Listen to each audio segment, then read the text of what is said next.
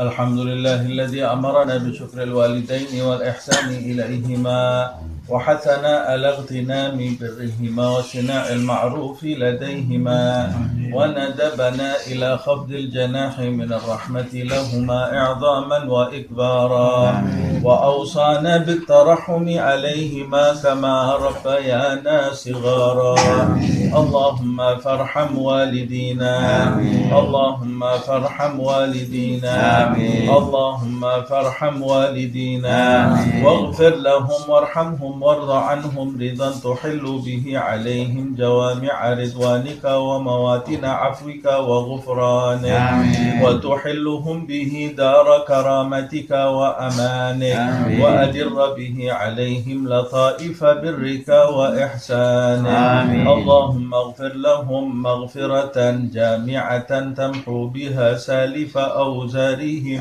وسيئ إصرارهم وارحمهم رحمة تنير لهم بها المجع في قبورهم وتؤمنهم بها يوم الفزع عند نشورهم اللهم تحنن على ضعفهم كما كانوا على ضعفنا متحننين وارحم انقطاعهم إليك كما كانوا في حال انقطاعنا إليهم راحمين وتعطف عليهم كما كانوا علينا في حال صغرنا متعتفين اللهم احفظ لهم ذلك الود الذي أشربته قلوبهم والحنانة التي ملأت بها صدورهم واللطف الذي شغلت به جوارحهم واشكر لهم ذلك الجهاد الذي كانوا فينا مجاهدين ولا تضيع لهم ذلك الاجتهاد الذي كانوا فينا مجتهدين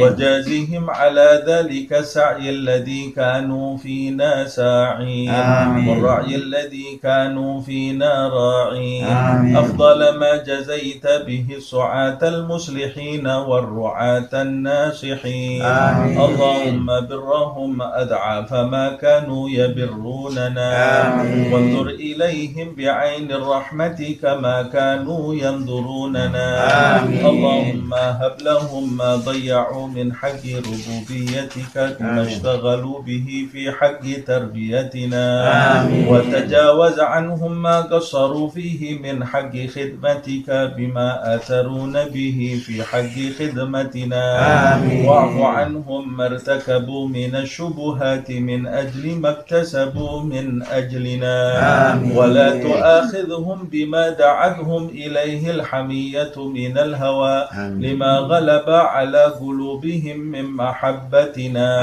وتحمل عنهم الظلمات التي ارتكبوها فيما اجترحوا لنا وسعوا علينا والطف بهم في مضاجع البلا لطفا يزيد على لطفهم في أيام حياتهم بنا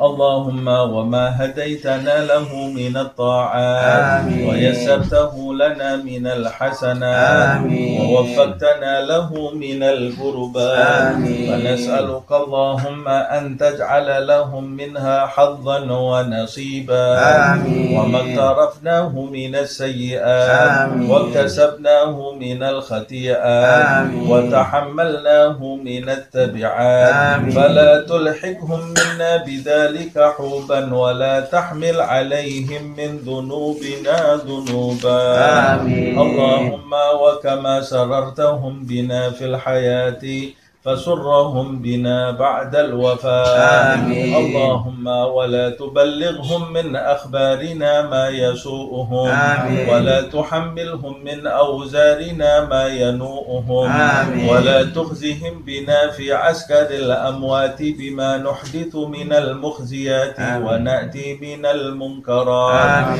وسر أرواحهم بأعمالنا في ملتقى الأرواح إذا سر أهل الصلاح بأبنائهم أثناء الصلاة ولا تجبهم منا على موقف افتضاح بما نجترح من سوء الاجتراح اللهم وما تلونا من تلاوة فزكيتها وما صلينا من صلاة فتقبلتها وعملنا من أعمال صالحة فرضيتها وتصدقنا من صدقة فنميتها فنسألك اللهم أن تجعل حظهم منها أكبر من حظوظنا وقسمهم منها أجزل من أجسامنا وسهمهم من ثوابها أوفر من سهامنا فإنك أوصيتنا ببرهم وندبتنا إلى شكرهم فأنت أولى بالبر من البارين وأحق بالوصل من المأمورين اللهم اجعلنا لهم قرة أعين يوم يقوم الأشهاد وأسمعهم منا أديب النداء يوم التناد واجعلهم بنا من أغبة الآباء بالأولاد حتى تجمعنا وإياهم والمسلمين جميعا في دار كرامتك ومستقر رحمتك ومحل أوليائك مع الذين أنعمت عليهم من النبيين والصديقين والشهداء والصالحين وحسن أولئك رفيقا ذلك الفضل من الله وكفى بالله عليما وصلى الله على سيدنا محمد وآله وصحبه وسلم والحمد لله رب العالمين بسر الفاتحة. أعوذ بالله من الشيطان الرجيم. بسم الله الرحمن الرحيم. إياك نعبد ونستعين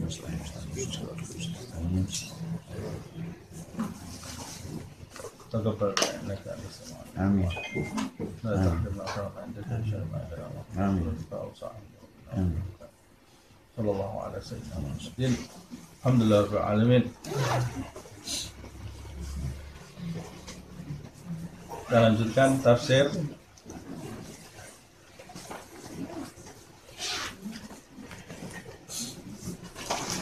surat Al-Maidah ayat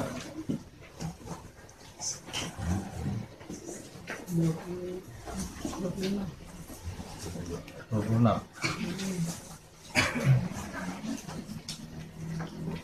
27 sekarang. Sekarang 27 sekarang ya. Terakhir fa innaha muharramatun alaihim arba'ina sanatan itu ya. Tentang apa? Kisah orang Bani Israel yang bersama Nabi Musa kemudian diharamkan oleh Allah Subhanahu wa taala untuk masuk ke dalam Baitul Maqdis karena mereka yang enggan menyambut anugerah dari Allah Subhanahu wa taala. Allah Subhanahu wa taala memberikan kesempatan kepada mereka agar mereka menjadi orang-orang yang mulia, menjadi orang-orang yang hidup di dunia ini menjadi sarana untuk tegaknya kalimat Allah Subhanahu wa taala, untuk tegaknya mereka ini dijadikan, Allah mau menjadikan mereka sebagai sarana untuk tegaknya hukum-hukum Allah Subhanahu wa taala, padahal Allah tidak perlu mereka. Kalau Allah mau, Allah ini bisa menegakkan hukum di dunia ini tanpa bantuan dari siapapun, karena Allah Subhanahu wa taala itu ghani, tidak perlu dengan siapapun. Tapi Allah Subhanahu wa taala menjadikan sebagian hambanya sebagai alat untuk tegaknya hukum karena Allah ingin memuliakan hamba itu. Dan setiap hamba dikasih kesempatan oleh Allah Subhanahu wa taala, walaupun kadang-kadang kesempatan itu tidak kita gunakan dengan baik, dan kadang-kadang kesempatan itu tidak datang dua kali. Nah, seperti yang kesempatan yang datang kepada Bani Israel ini, Allah ingin memberikan kesempatan. Dan sangat mudah, oleh Allah dijanjikan kemenangan. Bersama mereka, 2 orang Rasul yang dimuliakan oleh Allah Subhanahu wa ta'ala, Musa dan Harun. 2 orang Rasul bersama mereka. Tapi ucapan mereka idhab anta wa rabbuka faqatila, kita inna hauna gaidun, kata mereka.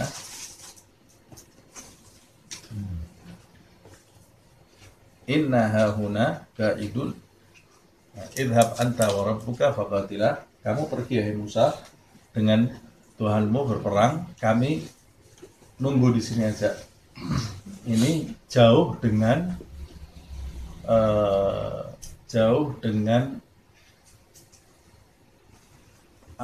tanggapan para sahabat Nabi Muhammad SAW terhadap Rasulullah SAW.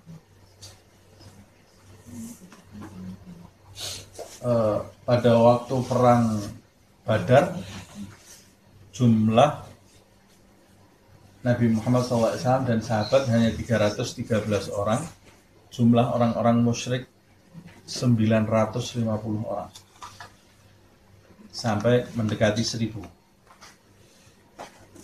Yang peperangan itu tidak direncanakan oleh Nabi Muhammad SAW. Tadinya hanya ingin merampas harta mereka saja, tapi tiba-tiba Abu Sufyan itu memutar perjalanannya, memberi kabar kepada orang-orang Mekah, akhirnya jadi berhadapan, berkonfrontasi antara pasukan Nabi Muhammad dengan mereka, dan mau tidak mau terjadi perang atau Nabi Muhammad mundur. Nah, makanya di malam hari itu Rasulullah SAW mengumpulkan para sahabat.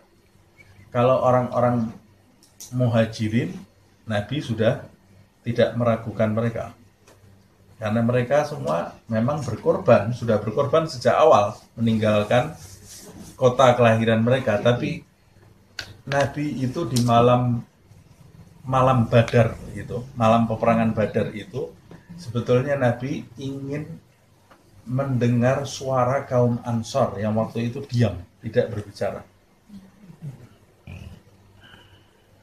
Karena perjanjian kaum Ansor dengan Nabi itu, kaum Ansor itu hanya membela Nabi di kota Madinah, tidak sampai di luar kota Madinah. Nah, itu kejadiannya di luar kota Madinah. Makanya Nabi Muhammad SAW waktu itu terdiam. Tiba-tiba ada salah satu sahabat Ansor yang berdiri, namanya siapa lupa saya, Mikdad atau siapa lupa saya, berdiri kemudian mengucapkan di hadapan seluruh sahabat yang lain, "Ya Rasulullah, sepertinya engkau ingin mendengarkan pendapat kami tentang peperangan ini." Karena memang Nabi ingin mendengarkan dari sahabat Ansor. Kata sahabat Ansor ini, "Ya Rasulullah, kami tidak seperti Bani Israel." Dia membawa ayat ini. Kami tidak seperti Bani Israel yang mengatakan kepada Rasul mereka, "Idhab anta wa rabbuka faqatila fanahnu huna qaidun." Kami tidak seperti Bani Israel yang mengatakan, "Pergilah engkau bersama Tuhanmu berperang berdua, kami nunggu di sini."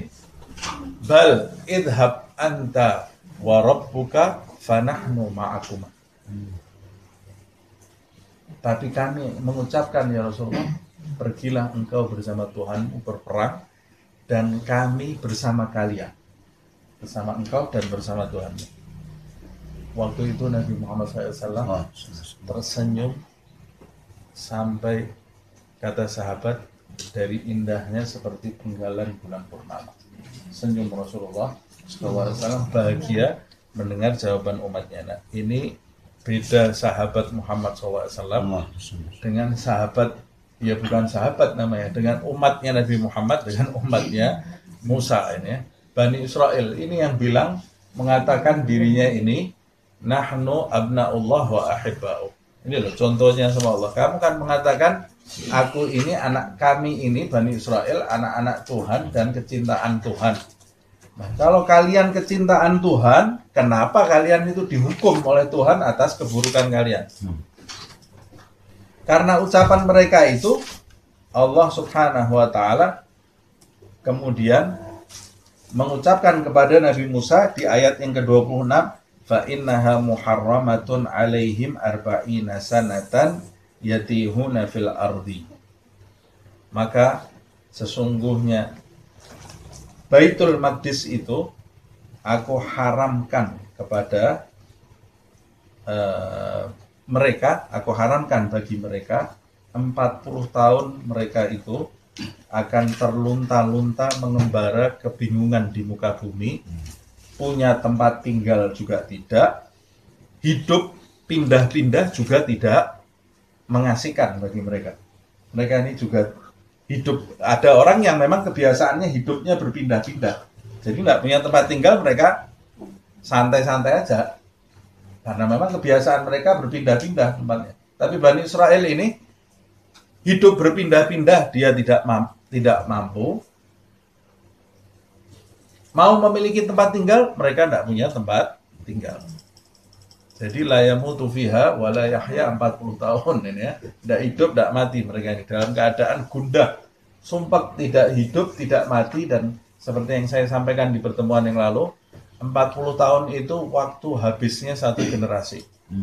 Jadi Allah menyebutkan 40 tahun, di antara hikmahnya umumnya 40 tahun itu satu generasi habis. Jadi generasi yang menolak Nabi Musa waktu itu dari kalangan Bani Israel itu habis di saat mereka ini tersesat di bumi terlunta-lunta.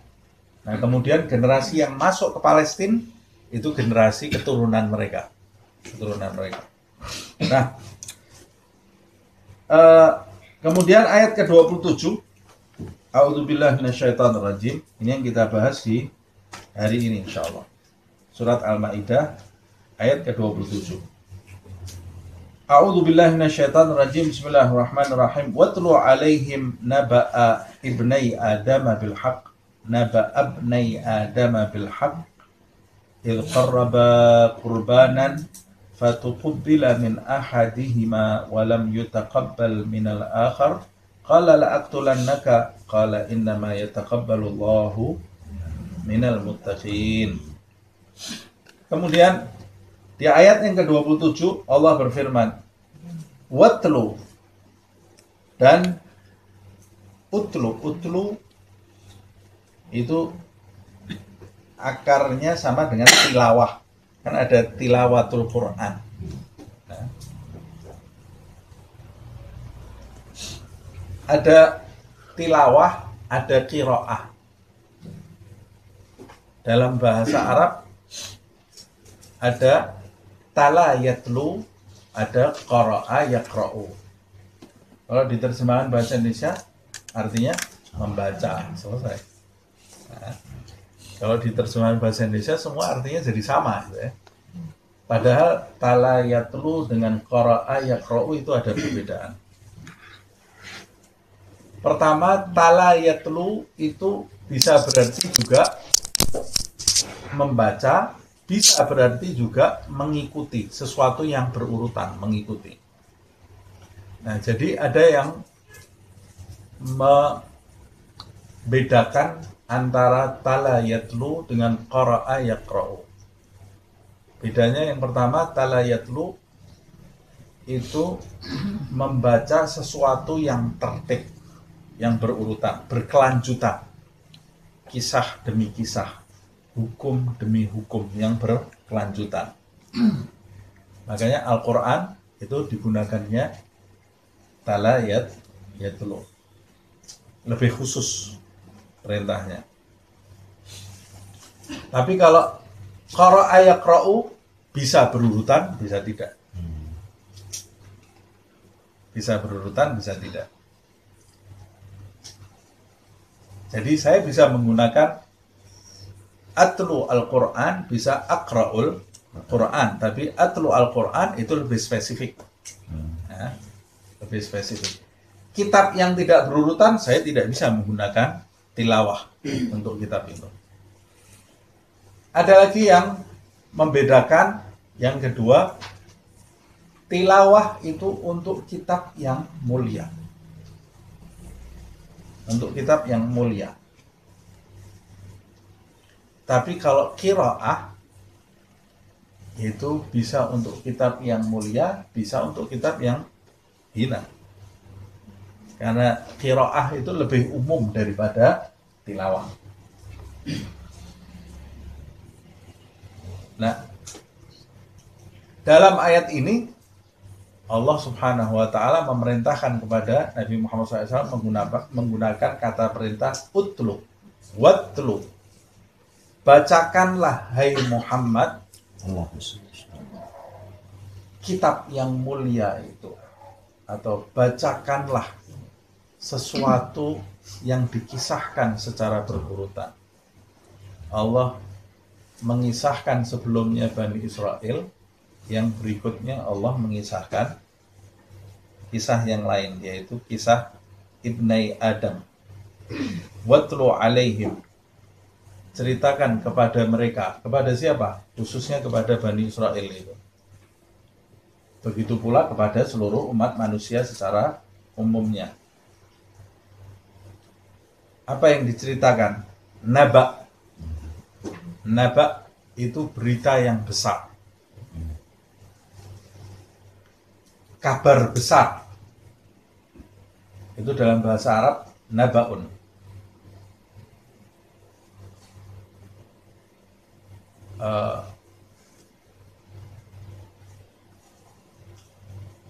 Kabar itu bisa juga khabar. Dalam bahasa Arab kan khabar. Kabar dalam bahasa Indonesia itu kata serapan dari bahasa Arab, khabar. Paman saya dari Yaman kalau bilang apa kabar, apa khabar, apa khabar. Karena kabar itu dari bahasa Arab. Nah, yang betul khabar, bukan kabar. Nah, karena kalau kabar, kalau mau diarabkan kabar itu artinya sombong. Kibrun, ya kan? Apa kabar, apa sombong. Memang banyak yang salah kaprah ya. Banyak yang salah kaprah. Nah, kan kabir itu kan kabar, kabir. Kabrun, kibrun. Yang betul khabar. Tapi kita orang Indonesia, kalau kita ngomong apa khabar, ini orang ngomong bahasa mana ya? Dipikir ngomong bahasa planet lain gitu. Ya sudah, yang jelas Indonesia atau Arab. Oh, Indonesia apa kabar? Jangan apa khabar. Ya. Nah, nulisnya juga kabar, nggak usah pakai KH. Kabar. Kita orang Indonesia sudah pahamnya seperti itu, tidak apa-apa. Nah, itu namanya salah kaprah yang diresmikan. Tapi kalau naba ini kabar yang besar, kabar yang besar. Makanya surat An-Naba itu amma yatasaalun anin naba'il, berita yang besar. Apa berita yang besar itu? Kiamat, berita pembalasan dari Allah Subhanahu wa ta'ala. Itu berita yang besar. Nabi, nabi itu satu akar kata dengan naba. Kenapa nabi itu disebut nabi? Karena seorang nabi itu memberi kabar yang besar. Nabi itu dari kata nabi'u, nabi'u. Kemudian disebut nabi. Hamzahnya dihilangin untuk mempermudah. Dihilangkan nabi. Ada seorang penyair Arab yang dijuluki Mutanabbi. Pernah dengar? Terkenal tuh penyair Arab Mutanabbi. Nama aslinya bukan Mutanabbi, tapi dia dijuluki Mutanabbi karena dia dari pintarnya bersair, akhirnya ujung-ujungnya mengaku dirinya ini seorang nabi. Mengaku dirinya seorang nabi, akhirnya dijuluki Mutanabbi. Mutanabbi itu orang yang mengaku dirinya nabi. Nah, tapi nama sebetulnya bukan nabi ya. Nah, watlu alaihim naba, berita besar. Berita besar tentang apa itu? Ibnai Adam. Ibnai, ibnun satu, ibnai dua. Dua anak. Dua anaknya siapa ini? Dua anaknya Adam. Anaknya Adam. Siapa Adam itu? Adam itu makhluk manusia yang pertama diciptakan oleh Allah Subhanahu wa ta'ala.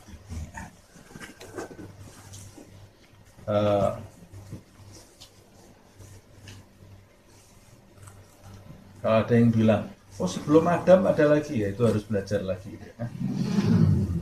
Orang kok senengnya sesuatu yang jelas mau dibikin bingung gitu ya. Ada matahari siang, kayaknya bulan ya, bukan matahari. Ya lama-lama jadi kelihatan bulan terus, betul. Itu matahari jelas dia kan kayaknya bulan loh, bukan matahari. Lama-lama dia jadi lihatnya bulan betul, terus ada orang bodoh lihat, oh iya betul kan bulan ini. Jadi tersebar matahari itu ternyata bulan. Nah ini sudah jelas-jelasan Adam itu makhluk yang pertama kali diciptakan oleh Allah Subhanahu wa ta'ala di Al-Quran. Kok kamu ngutak-atik dan itu sesuatu yang tidak ada manfaatnya. Tidak ada manfaatnya. Kalau umpamanya ternyata Adam itu bukan makhluk yang pertama, kita juga tidak disiksa. Umpamanya nanti dikubur dan ditanya, siapa makhluk pertama diciptakan Allah? Tidak ada pertanyaan kubur seperti itu. Ternyata bukan Adam. Oh, saya dulu meyakini Adam terus disiksa. Enggak. Nanti yang ditanya itu siapa Muhammad SAW. Itu ditanya oleh Allah SWT. Jadi kadang-kadang orang zaman sekarang ini sensasi, cari sensasi, membahas sesuatu yang tidak ada faedahnya sama sekali.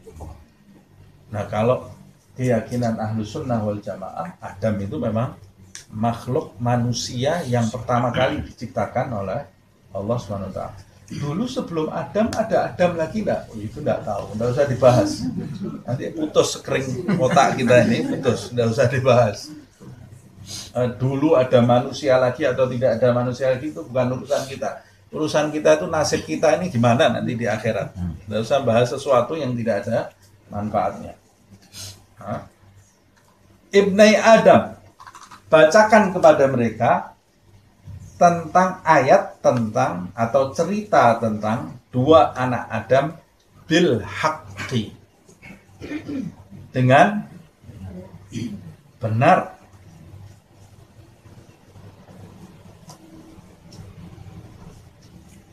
Diterjemahkan apa itu? Bil haqqinya. Yang sebenarnya atau dengan benar. Dengan benar di sini berarti ada kisah yang tidak betul. Nah, ada kisah tentang dua anak Adam itu yang tidak betul. Nah, wallahu alam. Mereka ini meyakini, mereka kan juga tahu kisah tentang dua anak Adam itu mereka tahu. Kisah Adam, kisah Hawa mereka tahu. Kisah tentang dua anak Adam mereka juga ada di kitab-kitab mereka, tapi tidak benar. Banyak tambahannya dan ada juga yang dikurangi. Minimal ketidakbenaran mereka itu dalam cerita mereka itu Nabi itu tidak ada harganya, tidak ada mulia-mulianya di dalam cerita mereka. Jadi kalau kita baca kitab mereka banyak sekali memang kejanggalan-kejanggalan karena memang sudah tidak otentik, ya, tidak otentik. Nah, Nabi Muhammad SAW diperintahkan menceritakan atau membacakan ayat tentang dua anak Adam ini dengan benar.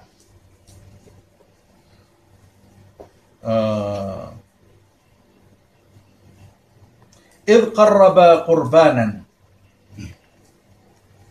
Ketika qarraba qurbanan, keduanya itu berkurban. Ketika keduanya berkurban atau mendekatkan kurbannya. Kurban, kurban dalam bahasa Indonesia itu sebetulnya kan kata serapan dari bahasa Arab. Kurban dalam bahasa Arab pakai qaf. Kurban. Kalau pakai kaf itu artinya malapetaka. Kurban itu kalau pakai kaf, karb itu artinya malapetaka. Tapi sekali lagi ini salah kaprah yang sudah kemudian dipahami. Nah, seperti dalam bahasa Indonesia hati, kalbu. Bahasa Arabnya mestinya kalbu. Karena kalbu dalam bahasa Arab artinya anjing. Ini kalbuku, anjingku kalau bahasa Arab. Tapi saya mengucapkan kalbuku tidak ada masalah karena dalam bahasa Indonesia itu difahami sebagai hatiku. Itu sudah menjadi bahasa Indonesia. Nah, seperti kurban. Kurban dalam bahasa Indonesia itu kata serapan dari bahasa. Jadi orang Indonesia ini kalau mau belajar bahasa Arab cepat. Banyak sekali bahasa Indonesia yang sama, cuma meleset sedikit saja. Nah, tinggal mengetahui bahasa sumbernya saja. Kurban dalam bahasa Indonesia itu berasal dari kurban.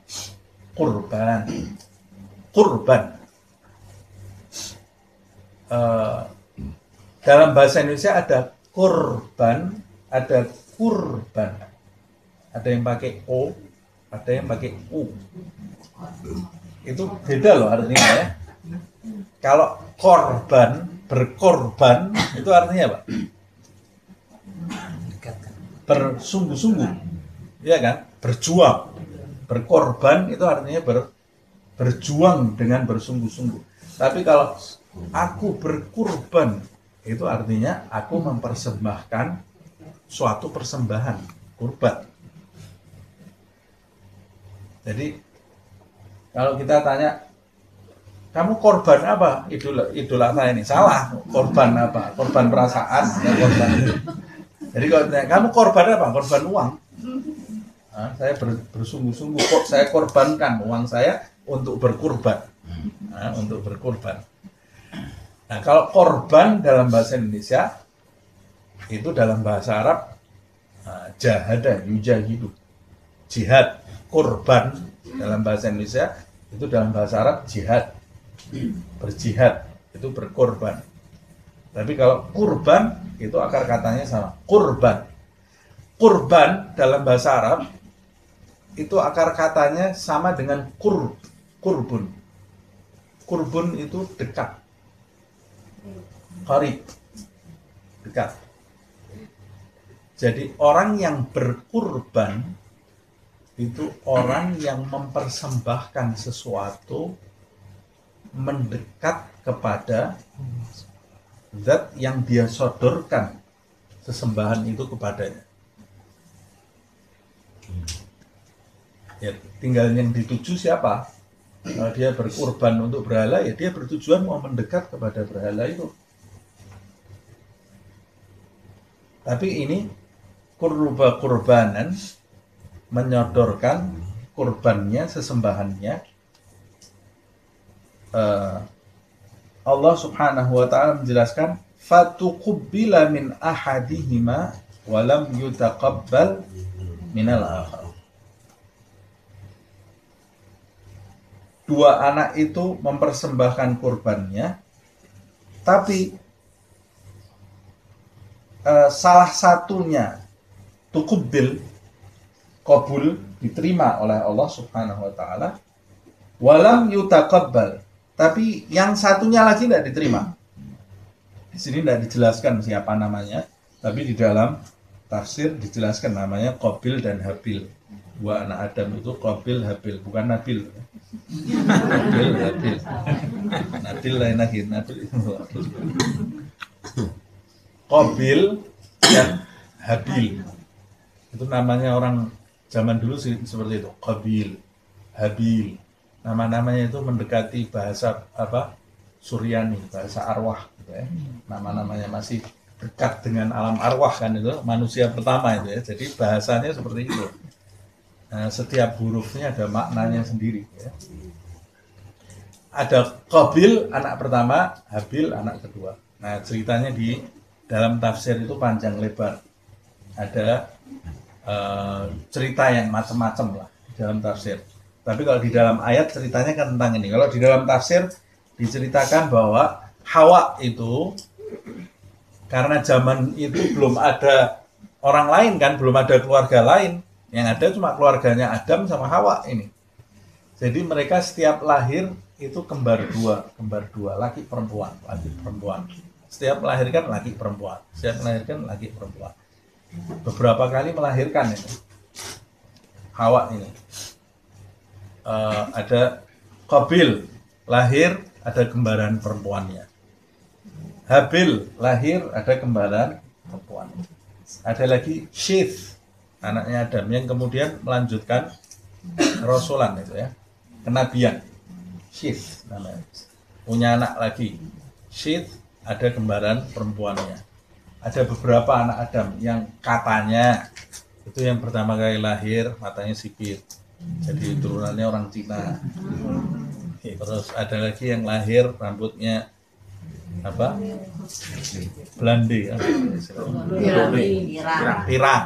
Nah, terus jadi orang Eropa. Ada lagi hitam, ada lagi hidungnya mancung, ada yang pesek, ada semuanya anak Adam. Jadi kita ini semua keturunan Nabi. Kita keturunan Adam, semua keturunan Nabi. Jadi semua kita ini saudara sebetulnya. Karena rumpun kita itu dari Adam. Nah, bayangkan dari Adam itu bisa jadi manusia sebanyak ini.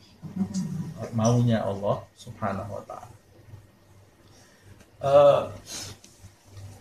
Karena dulu belum ada keluarga lain, jadi anak kembar dengan anak kembar ini laki perempuan ini, laki dari saudara kembar yang lain bisa menikah dengan perempuan dari saudara kembar yang lain. Lah belum ada orang lain mau nikah sama siapa ini orang-orang itu. Jadi hukum syariatnya masih seperti itu, syariatnya lain. Loh, saya mau menggunakan syariat Nabi Adam sekarang bisa, enggak bisa. Syariat itu bisa berbeda-beda, tapi kalau akidah itu tetap satu. Akidahnya satu, sama akidahnya Adam, Idris, Nuh, Ibrahim, sampai Nabi Muhammad SAW, Musa, Isa, akidahnya tidak ada perbedaan. Nyembahnya siapa? Ya, nyembah Allah. Agamanya apa? Semua Islam. Semua agamanya Islam. Syariatnya mungkin ada perbedaan. Nah, syariatnya ada perbedaan. Sholatnya ada caranya, rokaatnya jumlahnya bisa beda. Nabi Muhammad SAW sebelum diwajibkan sholat, Nabi Muhammad itu sudah sholat. Tapi sholatnya pakai caranya Nabi Ibrahim. Ya, jadi sisa-sisa reruntuhan ya, agama Ismail itu masih ada, itu digunakan oleh Nabi Muhammad SAW karena Nabi itu fitrahnya itu betul-betul dijaga oleh Allah Subhanahu wa ta'ala sampai diwajibkan sholat yang 5 waktu itu. Nah, di masa itu akhirnya ini awal mulanya di dalam tafsir disebutkan Qabil itu harusnya nikah dengan saudarinya Habil, Habil harusnya nikah dengan saudarinya Qabil. Tapi problemnya saudarinya Qabil itu cantik, saudarinya Habil itu kurang cantik. Nah, ini. Terus ada yang menyalahkan ini. Wanita itu problem, permasalahan hidup. Salah itu yang menyalahkan wanita itu salah gitu ya. Tapi memang menunjukkan dari kisah ini menunjukkan wanita itu kekuatannya luar biasa. Yes. Kekuatannya luar biasa. Itu makanya kalau jadi wanita manfaatkan kekuatannya untuk meluruskan dunia, jangan merusak dunia. Nabi Adam itu makan buah khuldi gara-gara Hawa. Nurut sama Hawa Nabi Adam itu, sama iblis, kalah iblis. Begitu Hawa ngomong, aku mau itu, langsung diambil sama Nabi Adam. Sampai dia turun ke dunia. Ini juga gara-gara wanita ya. Menunjukkan kekuatan wanita ini luar biasa. Makanya Nabi Muhammad SAW itu wanti-wanti sebelum wafatnya. Allah fin nisa, Allah fin nisa, Allah fin nisa. Diulang-ulang oleh Rasulullah SAW. Hati-hati perempuan, hati-hati wanita, hati-hati wanita. Aku tidak meninggalkan fitnah yang lebih besar sepeninggalku melebihi wanita. Itu menunjukkan kebesaran kekuatan wanita sekaligus bahayanya kalau kekuatan ini, kebesaran ini tidak diarahkan ke tempat yang benar.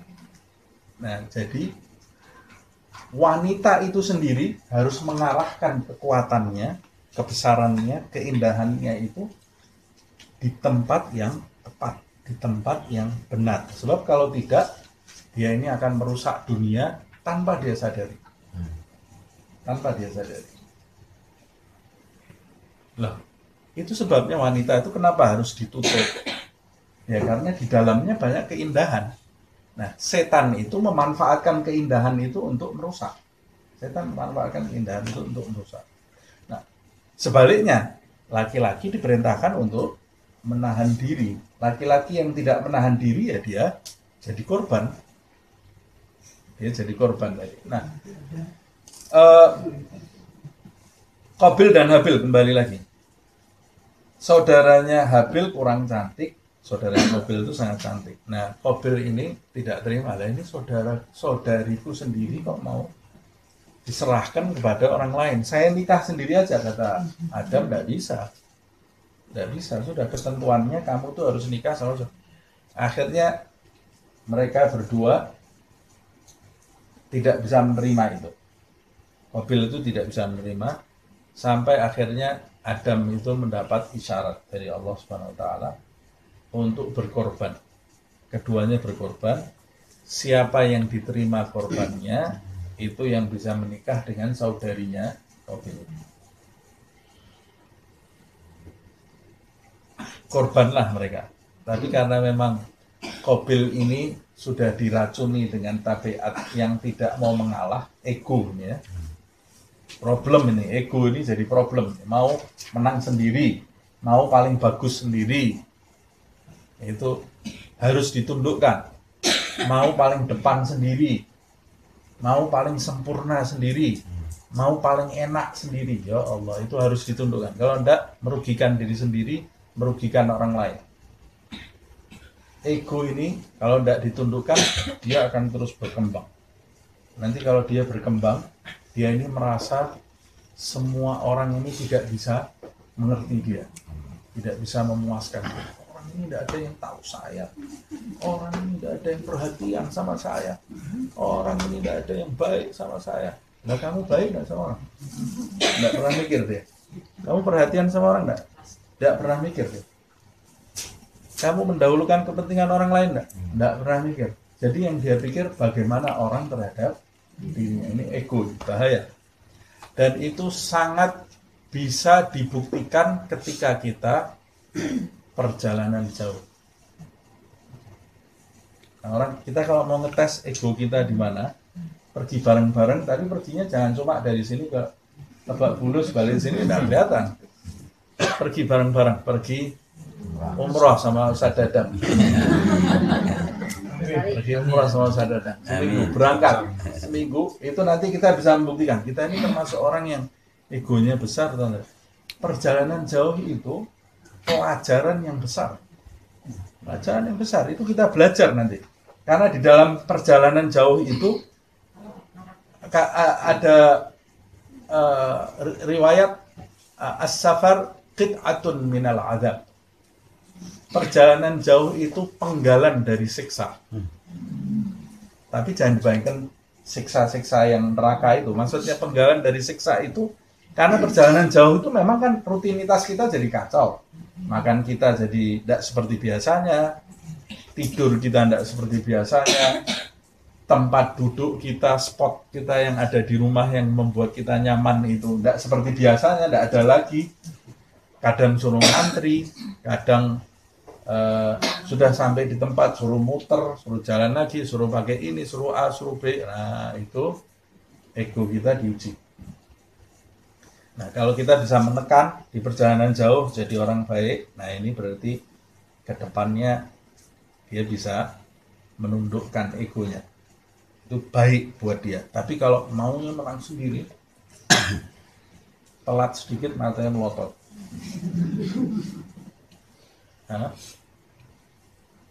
Tidak sama, kok tidak sama?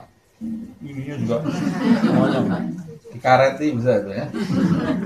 Nah ini orang menyusahkan ya, menyusahkan dirinya, menyusahkan orang lain. Kalau ada orang yang mau dekat sama dia, dekatnya karena jabr khatir. Tahu jabr khatir? Jabr khatir itu ya sudah nambal perasaan dia, kesian tidak ada yang dekat sama orang ini. Mau tidak kita didekati orang karena itu? Jangan sampai kita ada orang dekat sama kita, dekatnya karena kesian. Ya, kita mau kita ini bisa menyenangkan orang lah. Jangan sampai kita ini dekat sama orang karena orang itu kesian sama kita. Lihat kita tidak ada yang dekat sama kita, kesian. Duduk dekat sama kita. Alhamdulillah, jangan sampai. Apalagi kalau yang kesian itu pasangan hidup kita sendiri. Jadi pasangan hidup kita ini berdampingan dengan kita bukan karena sayang, tapi karena bertahan, defense, ya. Bertahan. Ya kalau saya tinggal bisa mati nih. Ya sudah, satu-satunya yang mau hidup sama dia cuma saya. Ya sudah, saya bertahan dengan dia. Na'udzubillah min dzalik. Jangan sampai kita jadi orang seperti itu. Makanya kalau berdoa, ya Allah, jadikan saya ini bisa membahagiakan seluruh orang yang ada di sekitar saya, dan jadikan orang-orang yang di sekitar saya bisa membahagiakan saya. Kalau doanya orang ego, ya Allah, jadikan semua orang ini bisa membahagiakan saya. Selesai. Nah, kamu bisa membahagiakan orang enggak? Kalau enggak, orang itu semua membahagiakan kamu tapi terpaksa semua. Kalau mendoakan anak juga seperti itu. Jangan doanya berhenti, ya Allah jadikan nanti jodohnya anak saya yang bisa membahagiakan dia, mertuanya bisa membahagiakan dia, saudara ipar-iparnya semua bisa membahagiakan dia. Selesai. Amin, kabul. Semuanya betul, kabul, membahagiakan dia tapi terpaksa semuanya. Terpaksa. Kalau ini bisa hilang dari hidup mereka, wah mereka bersyukur. Jadi kalau dia mati nanti, alhamdulillah, jangan sampai nanti kita mati orang bersyukur. Durinya sudah hilang. Itu semua karena ego. Dan ego itu mulainya dari kecil. Dari bayi itu manusia sudah ada egonya. Sudah ada egonya manusia. Mulai dari bayi, tapi kan tidak bisa anak bayi kita langsung latih egonya. Ayo, harus betul, tidak bisa. Tapi dilatihnya dengan cara yang berbeda. Bayi itu mulai dia lahir, mulai dia maunya udah air susu ibunya dihabiskan semuanya. Ibunya dikuasai, semua dikuasai. Kalau mainannya diambil nangis, itu kan mulai ego sudah ada. Nah itu nanti ketika dia tumbuh dewasa mulai dilatih, mulai diajari mengekang dan begitu seterusnya. Nah walaupun ada orang tua yang sudah mengajarkan kebaikan kepada anaknya, ya tapi tidak berhasil. Ada juga itu ya. Pada umumnya orang tua yang mengajarkan kebaikan kepada anaknya itu pasti mendatangkan hasil. Tapi ada juga orang tua yang sudah doa, sudah mengajarkan kebaikan kepada anaknya, sudah, tapi nggak tahu itu anak bibitnya mungkin kurang baik. Mudah-mudahan anak kita jadi anak-anak yang berbakti kepada orang tua. Alhamdulillah ya. Contohnya anaknya Adam, masuk Nabi Adam tidak pernah didik anaknya. Nabi Adam ya pasti didik anaknya, tidak mungkin tidak dididik. Tapi ya sudah, itu memang sesuatu yang sudah bengkok gitu ya. Innahu amalun ghairu salih. Anaknya Nabi Nuh, masa Nabi Nuh tidak didik anaknya? Makanya kita sebagai anak takutlah jadi anak yang tidak baik. Kamu anaknya siapa saja, mau anaknya Nabi itu bisa tidak baik. Takutlah jadi anak yang tidak baik. Takutlah jadi anak yang ghairu salihin. Amalun ghairu salihin. Kayak anaknya Nabi. Jangan sampai. Mudah-mudahan kita semua jadi anak yang bakti kepada orang tua. Anak yang soleh.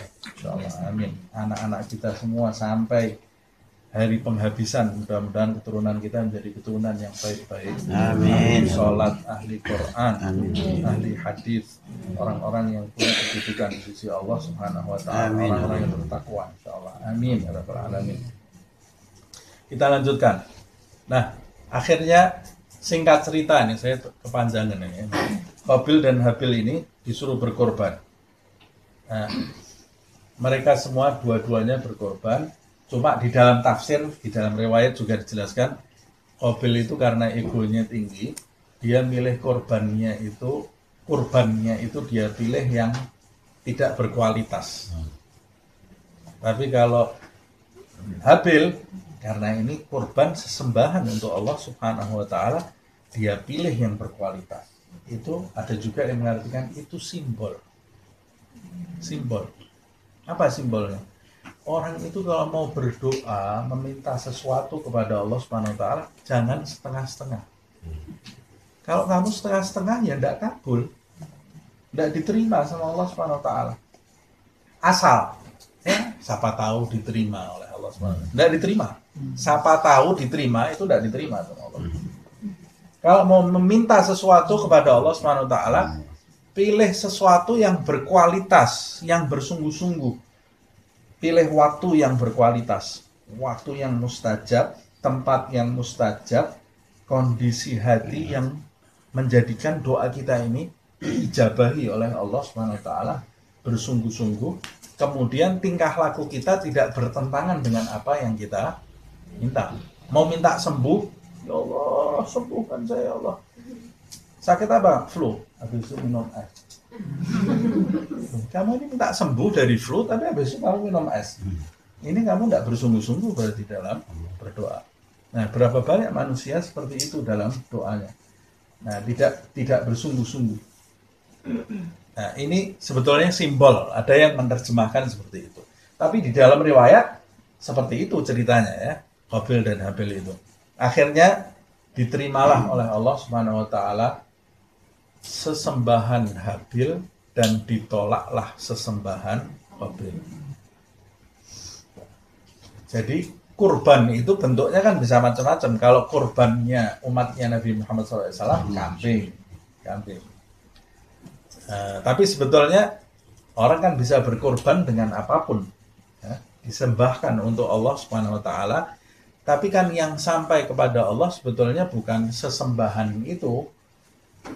La yanalullah luhumuha wala dima'uha walakin yanaluhut taqwa minkum. Tidak sampai kepada Allah daging dan darah sesembahan yang kamu cacarkan itu. Tapi yang sampai kepada Allah itu kamunya waktu menyembahkan itu bagaimana? Ketakwaan kamu pada saat kamu menyodorkan kurban itu bagaimana? Itu yang sampai kepada Allah Subhanahu wa taala. Nah, sama seperti ini. Ketakwaannya itu Qabil dengan Habil itu berbeda.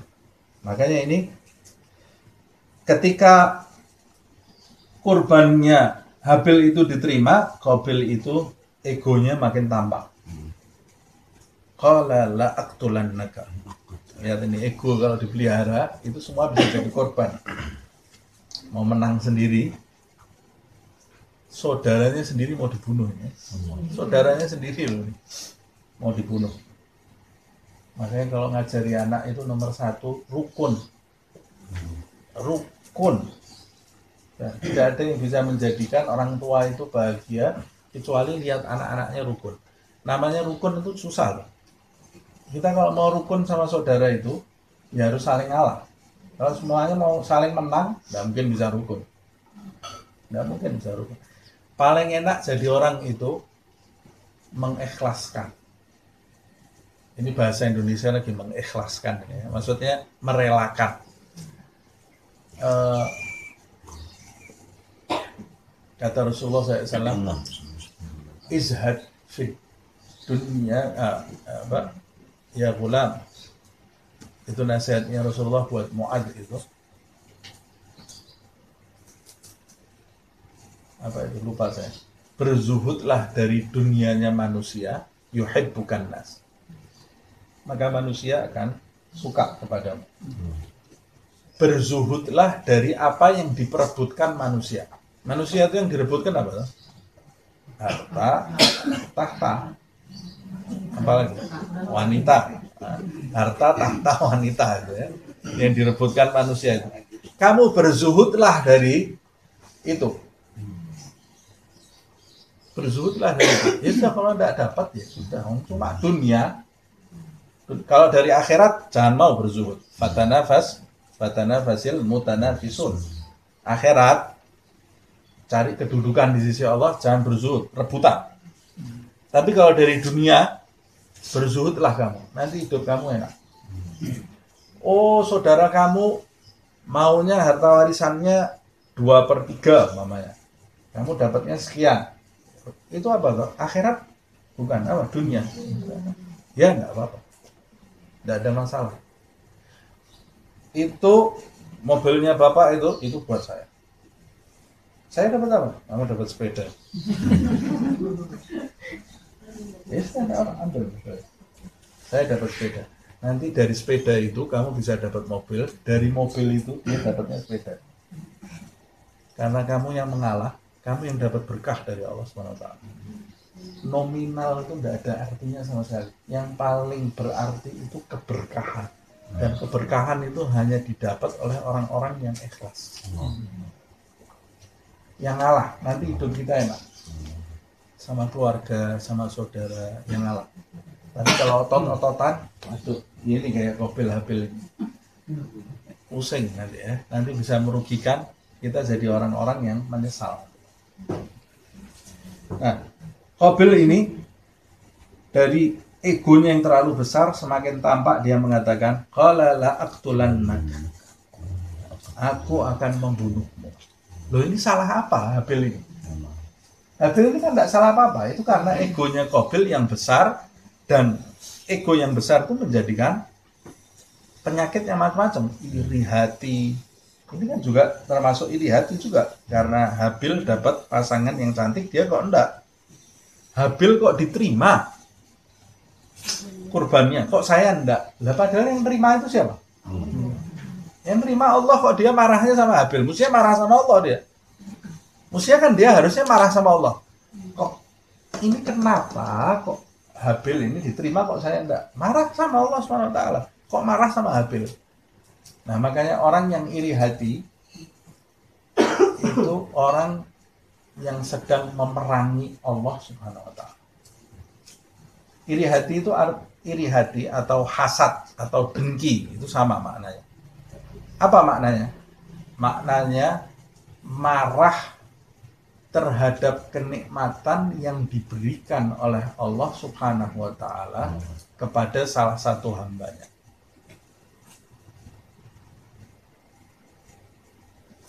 Dan dia menginginkan kenikmatan itu lenyap. Orang yang iri hati itu adalah pemberontak dalam kerajaan Allah Subhanahu wa Ta'ala. Orang yang memberontak di kerajaan Allah bisa selamat gak dia? Tidak mungkin selamat. Pasti kena penyakit macam-macam dia. Penyakit macam-macam. Di dunia saja dia sudah sakitnya macam-macam. Kena diabetes, kena jantung, kena macam-macam dia. Nah, karena dia iri hati itu, semakin yang dia iri itu tambah subur, semakin dia panas terus kan. Belum di akhirat dia sudah ngap-ngapan misalnya ya. Pulang lagi bawa kulkas, minum lagi obat lagi, dia pusing. Besoknya bawa mobil. Semakin dia marah semakin tambah kaya, tambah sakit, macam-macam sakitnya. Nah, belum nanti di akhirat ya. Di dunia saja dia sudah kena penyakit. Nah, ini karena terlalu iri dia sampai dia mengatakan la aqtulannak. Dijawab oleh Habil dengan jawaban yang masuk di akal. Innama yataqabbalullahu minal muttaqin. Saya ini tidak berbuat jahat kepadamu. Saya tidak berbuat salah kepadamu. Nah, itu diterima oleh Allah Subhanahu wa Ta'ala kurban saya, karena memang Allah tidak menerima kecuali hanya dari orang-orang yang bertakwa. Sama seperti yang saya sebutkan di ayat tadi, la yanallahu luhumuha wala dima'uha walakin yanaluhut taqwa minkum. Ketakwaan itu yang menjadikan kurban kita diterima oleh Allah Subhanahu wa Ta'ala atau tidak. Bukan besarnya kambing yang kita korbankan. orang kalau hari raya Idul Adha lihat kambing saya gede itu berapa kilo di kambing saya, atau masjid sini sama masjid yang satunya sapinya berapa, sapinya masjid saya 3, wah tempat saya 7 sapinya.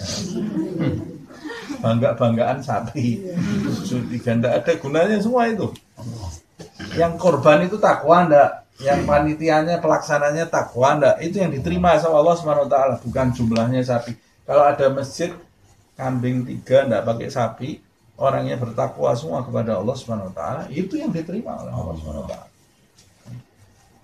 Walaupun saya kurbannya ayam, kalau saya berkorban ayam itu karena bertakwa kepada Allah SWT, itu yang diterima oleh Allah SWT. Nah, ada yang menafsirkan berarti syarat diterimanya kurban itu harus bertakwa kepada Allah SWT. Tapi kemudian kan takwa di sini jadi berat. Siapa orang-orang yang bertakwa itu? Takwa ini kedudukan yang tidak mudah loh ya, tidak mudah. Berarti kalau saya tidak bertakwa selama ini, kurban saya tidak pernah diterima sama Allah SWT. Karena orang yang bertakwa itu orang yang betul-betul menjalankan perintah Allah dan menjauhi larangan-larangannya. Ya saya belum bertakwa kok. Ada yang merasa dirinya sudah bertakwa. Kalau sudah bertakwa kan tidak mungkin kita berbuat maksiat kepada Allah SWT. Jadi apa yang dimaksud bertakwa di sini? Ada yang menafsirkan yang dimaksud bertakwa di sini adalah Allah hanya menerima kurban orang-orang yang berkorban karena ingin menjadi orang yang bertakwa. Itu penafsiran yang lebih lunak supaya kita ini masuk. Ya. Kalau tidak dimasukkan penafsiran yang seperti ini, ulama ini baiknya luar biasa, supaya kita tidak ciut gitu ya. Kalau mereka tidak punya penafsiran seperti ini, ya kita tidak korban saya bulan depan saya, karena saya belum bertakwa, latihan bertakwa dulu kepada Allah Subhanahu wa Ta'ala. Tapi yang dimaksud adalah orang-orang yang berkorban karena menginginkan ketakwaan di sisi Allah Subhanahu wa Ta'ala. Ada juga yang menafsirkan makna dari muttaqin di sini adalah mukhlisin. Mukhlisin dalam arti ikhlas, korbannya tidak punya tendensi apa-apa kecuali ridho Allah Subhanahu wa Ta'ala. Nah, kalau Habil ini memang korbannya betul-betul karena menginginkan ridho Allah. Kalau Qabil, korbannya karena ingin perempuan. Karena ingin perempuan. Makanya ini Habil ini sebetulnya mengingatkan kakaknya. Jadi dia ini kok segitunya kamu mau bunuh saya, gitu. Ya saya ini diterima korbannya kan tidak lain karena saya punya, berarti tujuan saya itu yang lurus. Kamu kalau mau diterima ya kamu punya tujuan seperti saya, nanti korbanmu juga diterima. Jadi sebetulnya ini nasihat dari Habil buat kakaknya. Kemudian dia melanjutkan di ayat yang ke-28 itu. La im basatta ilayya yadaka litaqtulani. Karena dia mengatakan kakaknya, la aqtulannak, aku akan membunuhmu. Dia menggunakan kata in. Saya jelaskan di pertemuan yang lalu ya. Ada perbedaan in dengan idza. Apa perbedaannya? Ada yang masih ingat tak? Kalau in belum pasti. Kalau idza itu pasti. Idza jaa nasrullah. Maknanya semua jika kan? Idza jaa nasrullah wal fathu. Berarti jika pertolongan Allah itu datang, itu pasti. Tapi kalau in itu tidak pasti. Saya memberi penjelasan itu berkaitan dengan ucapan Bani Israel itu kan. Di ayat ke-22 itu. Dia akan mengatakan, qalu ya Musa inna fiha qauman jabbarin wa inna lan nadkhulaha hatta yakhruju minha. Fa in yakhruju minha, jadi Bani Israel itu tidak yakin janjinya Allah. jika mereka itu orang-orang yang kuat itu keluar dari Baitul Maqdis, fa iyakhruju minha fa inna dakhilun, mereka mengucapkan itu dengan kondisi hati mereka ini tidak mungkin ini keluar.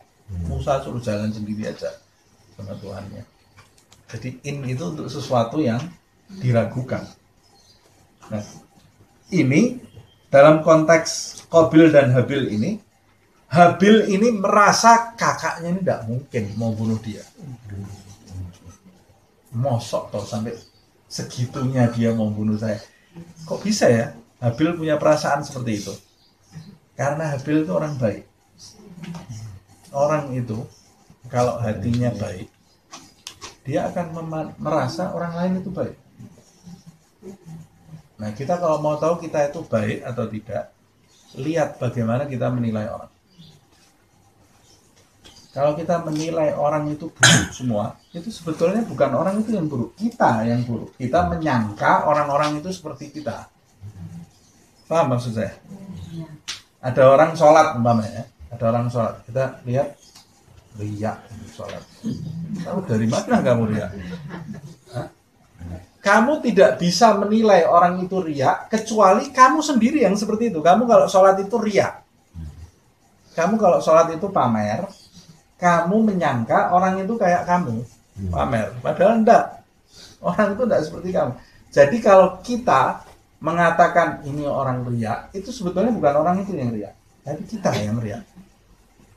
Itu sebetulnya kita sendiri. Jadi itulah makna dari hadis Rasulullah SAW, al-mu'min mir'atul mu'min. Orang beriman yang satu itu cermin bagi orang beriman yang lain. Kalau kita bercermin melihat saudara kita yang beriman, kita lihat keburukannya, itu sebetulnya pantulan dari kita sendiri. Itu kita seperti itu. Tapi kalau yang kita lihat, ini orang Masya Allah, tapi itu kan tidak bisa dibuat-buat gitu ya. Itu kan ada di dalam hati kita. Dan kita terus pulang dari pengajian ini, saya mau jadi orang baik. Masya Allah. Tetap itu yang di hati kamu apa? Bukan penampilan kamu yang di hati kamu. Nah, kalau yang di hati kamu, ini orang bohong, itu berarti kamu yang suka bohong. Wah, ini mencurigakan ya. Ini kayaknya dia maksudnya lari ke sini. Oh, itu berarti kamu yang suka seperti itu, jangan kanan kiri. Kamu bisa menebak orang itu seperti itu karena kamu suka seperti itu. Nah, ini orang bermuka dua ini. Kamu yang bermuka dua. Nah, umumnya seperti itu, ya. Nah, jadi kalau kita orang baik, kita pasti akan menganggap orang lain itu baik semuanya. Kita tidak punya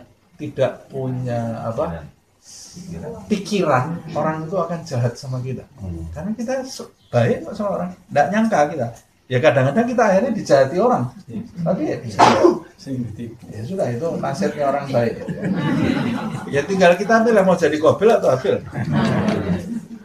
Kalau mau jadi Habil ya pasti sering ditipu orang kita. Tapi sering ditipunya kan bukan karena kebodohan, karena prasangka baik kita kepada orang. Beda antara waspada dengan prasangka buruk, tipis ya antara waspada dengan prasangka baik. Nah, kita lanjutkan dulu ini ayat ini. Nah, jadi ini menggunakan kata in di sini. La in basatta ilayya yadaka litaqtulani. Kalau diterjemahkan di sini kan, jika engkau menggerakkan tanganmu kepadaku untuk membunuhku, dan itu masa sih kamu seperti itu, gitu loh. Kalau diterjemahkan itu seperti itu ya.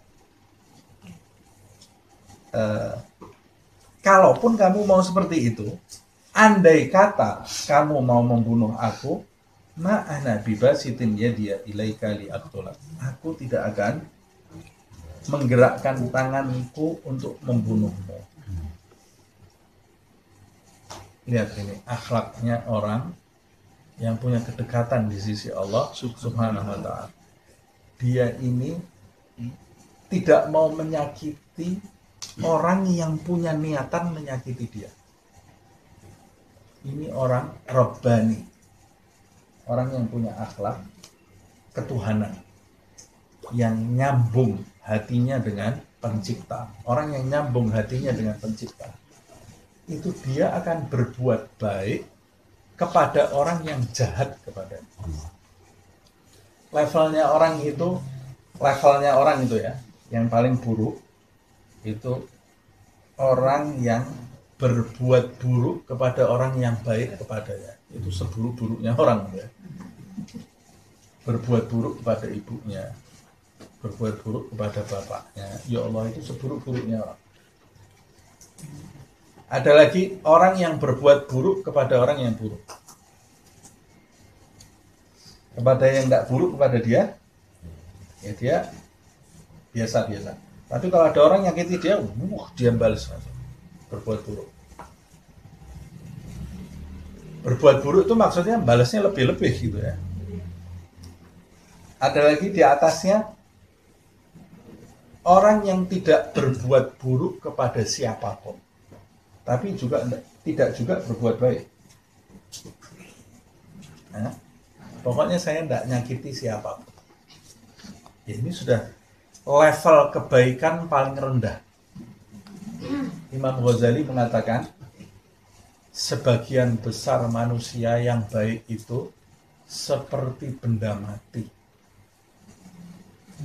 Sebagian besar manusia yang baik itu seperti benda mati. Bagaimana benda mati? Benda mati itu dinding ini. Dia tidak pernah nyakiti saya. Tapi kalau saya jatuh di depannya, dia bergerak membantu saya. Nah, ya sudah, diam terus seperti ini. Nah, sebagian besar manusia itu level kebaikannya seperti benda mati. Itu manusia zaman sekarang lebih banyak lagi manusia batu. Nah, nyakiti juga enggak, tapi peka juga enggak. Ya sudah, itu bukan urusan saya, itu bukan keluarga saya. Bantu enggak ada keinginan membantu. Yang di atas itu membantu atau berbuat baik kepada orang yang baik kepadanya. Kalau ada orang yang baik kepadanya, dia baik. Tapi kalau tidak baik, dia tidak mau berbuat baik dan tidak juga menyakiti. Ya, ini sudah lebih lumayan. Jadi umpamanya ada orang miskin, ya dibantu sama dia, tapi orang-orang miskin yang baik sama dia, yang senyum sama dia, ini siap senyum, dia melakukan ada orang miskin banyak, ya Allah, mudah-mudahan ibu sehat. Sudah baik atau belum ini? Baik, baik, luar biasa ini. Yang manusia yang paling baik adalah manusia yang berbuat baik kepada orang yang berbuat buruk kepadanya. Nah, ini yang berat. Ini level-level Nabi ya. Nabi Muhammad itu seperti itu. Ada orang melempari batu sampai berdarah. Ya Allah, jangan disiksa, dia tidak tahu. Ya Allah.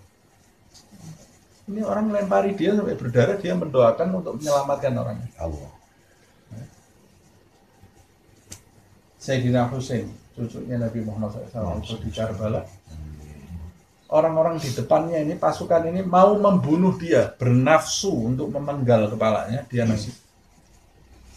Dia nangis. Ya. Ya Allah, apa jadinya orang-orang ini nanti kalau di hadapan Allah? Ya Allah, jangan siksa mereka karena aku. Itu level orang-orang yang punya kedudukan tinggi di sisi Allah Subhanahu wa Ta'ala. Dan para sahabat Nabi Muhammad SAW. Sayyidina Abu Bakar di dalam ayat disebutkan itu peristiwa apa? Hadis efek ya. Hadis efek Sayyidah Aisyah waktu difitnah itu. Ini saya nggak cerita ini jadi panjang. Singkat ceritanya, Sayyidah Aisyah itu pernah difitnah serong. Itu disebutkan di dalam ayat ini ya. Tapi kalau saya pengen buka ayatnya jadi lama. Tapi yang fitnah itu biasa orang-orang munafik. Nabi Muhammad SAW diminta kejelasannya, tidak memberikan kejelasan karena Nabi itu tidak berbicara kecuali dapat wahyu dari Allah Subhanahu wa Ta'ala. Akhirnya peristiwa itu, berita itu jadi ngambang beberapa hari. Termasuk diantaranya yang memfitnah Sayyidah Aisyah itu, termasuk diantaranya adalah orang yang hidupnya ditopang oleh Sayyidina Abu Bakar. Orang yang dibantu terus sama Sayyidina Abu Bakar ini termasuk diantara orang yang fitnah Sayyidah Aisyah. Waktu dengar itu marah Sayyidina Abu Bakar ini, anaknya sendiri, dan itu istrinya Nabi. Bukan cuma anaknya, istri Nabi yang harus dimuliakan gitu ya. Marah Sayyidina Abu Bakar, di stop. Pemberiannya itu di stop sama Sayyidina Abu Bakar. Turun ayat, Allah mengingatkan Sayyidina Abu Bakar untuk melanjutkan pemberian. Nah, ini ada ayatnya tapi saya tidak hafal. Nanti kalau saya carikan insyaallah ya. Turun ayat khusus untuk memberitahu Sayyidina Abu Bakar ya. Jadi orang itu harus seperti itu. Orang kalau mau jadi orang besar ya, harus seperti itu. Dan kalau jadi orang besar itu, ya jangan mengharap apa-apa dari orang. Itu Allah itu kalau mau menjadikan kita orang ikhlas. Allah kalau mau menjadikan kita ini orang ikhlas, Allah itu menampakkan kepada kita orang yang kita bantu itu tidak berbuat apa-apa buat kita. Kita bantu kayak tidak ada apa-apanya. Terima kasih ya enggak, senyum ya enggak. Besok-besok kita umpamanya perlu minta bantuan, ya dia enggak nyanggupi. Kok kayak segininya ya manusia ini. Nah, itu Allah itu mau merawat hatimu supaya kamu itu tidak perlu lagi selain Allah Subhanahu wa ta'ala. Nah, terutama suami istri, jangan berbuat baik karena mengharapkan balasan kebaikan dari pasangannya. Jadi Allah Subhanahu wa ta'ala ini Allah ini mau mendidik kita. Jadi kalau kita mau dididik oleh Allah Subhanahu wa ta'ala, itu kita harus memperhatikan segala sesuatu yang terjadi di kanan kiri kita ini, itu pendidikan dari Allah Subhanahu wa ta'ala. Kalau kita mau memperhatikan dengan pikiran yang jernih, dengan hati yang jernih, kita jadi hamba yang terdidik. Tapi kalau kita ini lebih memperhatikan bisikan-bisikan yang tidak baik, bisikan yang tidak baik itu bisa dari setan, bisa dari hawa nafsu kita sendiri, bisa dari teman. Tadinya bisa mau nerima teman, jadi tidak baik. Kita jadi tidak terdidik nanti. Dan itu semua jadi penyakit. Yang tadinya maunya itu Allah memuliakan kita, membersihkan kita, tapi bisa berubah jadi penyakit. Bisa berubah jadi penyakit. Ada cerita panjang lebar ini mengenai berbuat baik kepada orang yang buruk. Nah, ini seperti diantaranya Habil ini ya. Kalau kamu mau membunuhku, aku tidak akan menggerakkan tanganku untuk membunuhmu.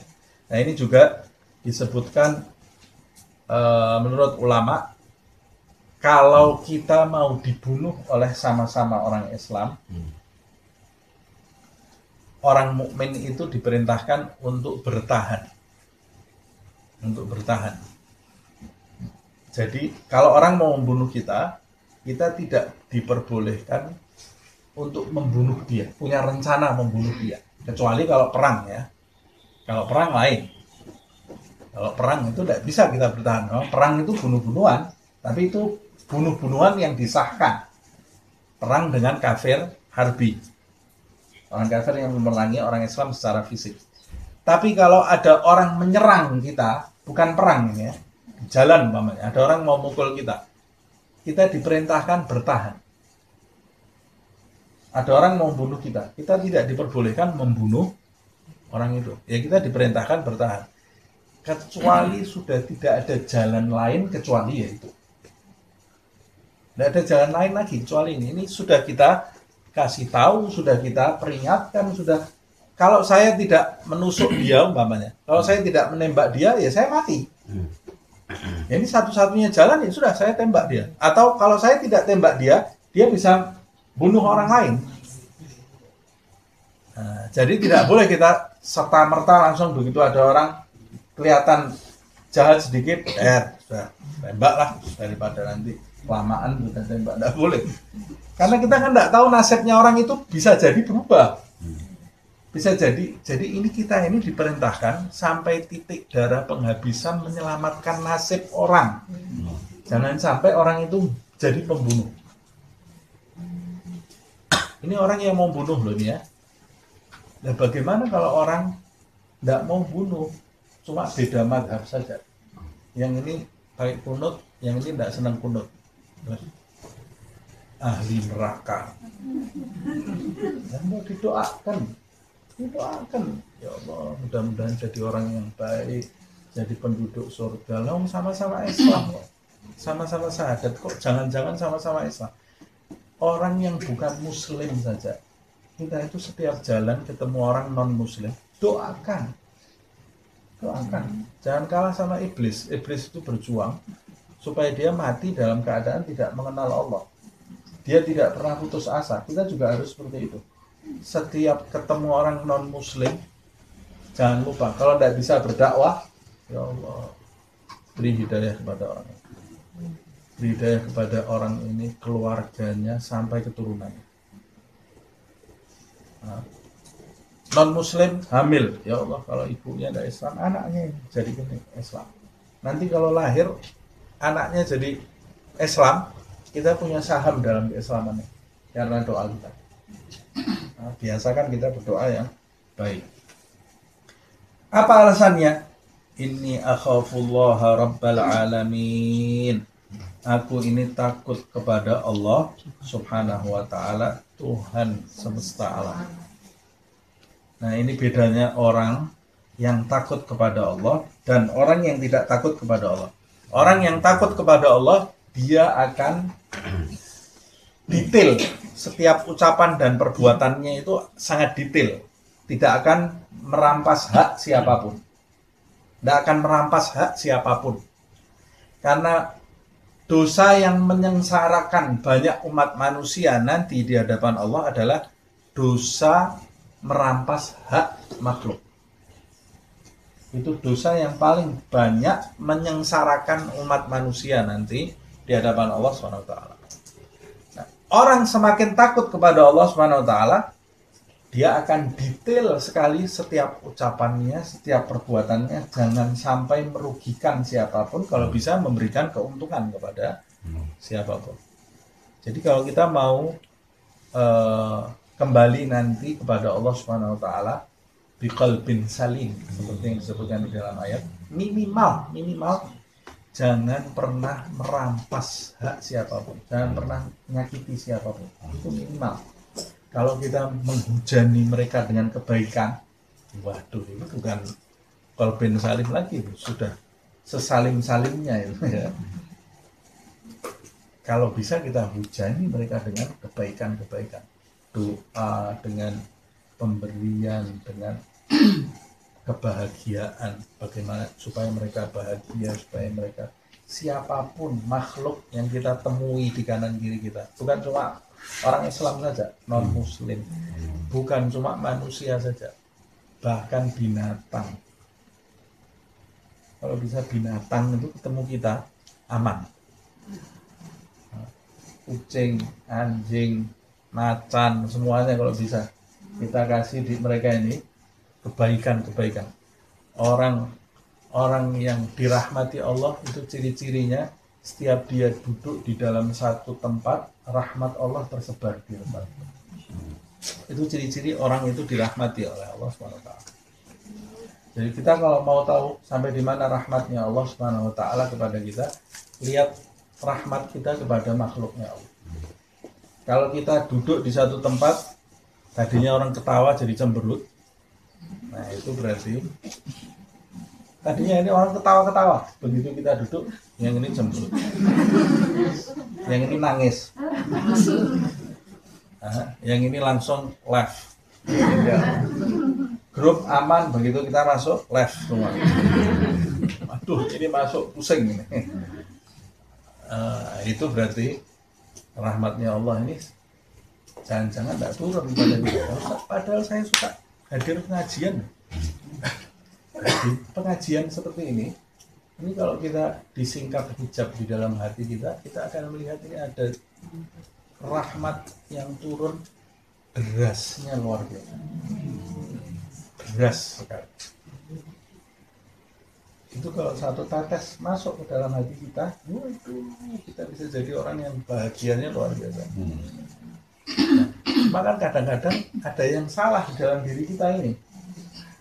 Kayak hujan di depan itu, terus, tapi tidak ada satu tetes yang kita bawa pulang. Ya ada yang salah berarti, bukan hujannya yang salah. Itu yang harus kita perhatikan. Nah, di antara ciri-cirinya, kita ini jadi rahmat untuk semua orang. Bukan jadi bumerang, bukan jadi duri buat semua orang. Terutama untuk orang yang ada di rumah kita. Kalau yang di rumah kita aja kita tidak ada rahmatnya, bagaimana orang yang di luar? Nah, mungkin.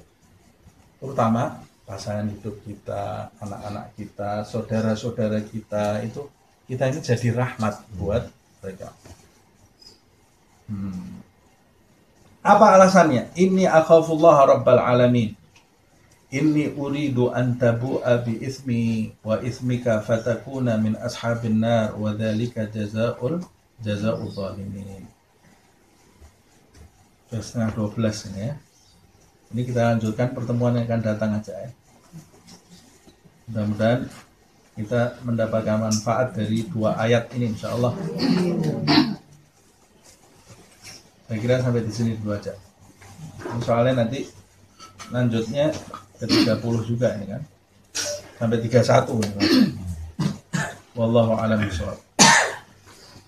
Ya Rabbana a'tarafna bi annana iktarafna wa annana asrafna ala ladha ashrafna fatub alayna tawbah tagsil li kulli hawbah wastur lana al-awrati wa aminir rawati waghfir li walidina rabbi wa mauludina wal ahli wal ikhwani وسائر الخلان وكل ذي محبة أو جيرة أو صحبة والمسلمين أجمع آمين ربي اسمع فضلا وجودا منا لا باكتساب منا بالمصطفى الرسول نحظى بكل سول بالمصطفى الرسول نحظى بكل سول بالمصطفى الرسول نحظى بكل سول صلى وسلم ربي عليه عد الحب وآله والصحب عدد طش السحب والحمد لله في البدء والثناء سبحانك اللهم وبحمدك أشهد أن لا إله إلا أنت أستغفرك وأتوب إليك سبحان ربك رب العزة عما يصفون وسلام على المرسلين والحمد لله رب العالمين والعفو منكم.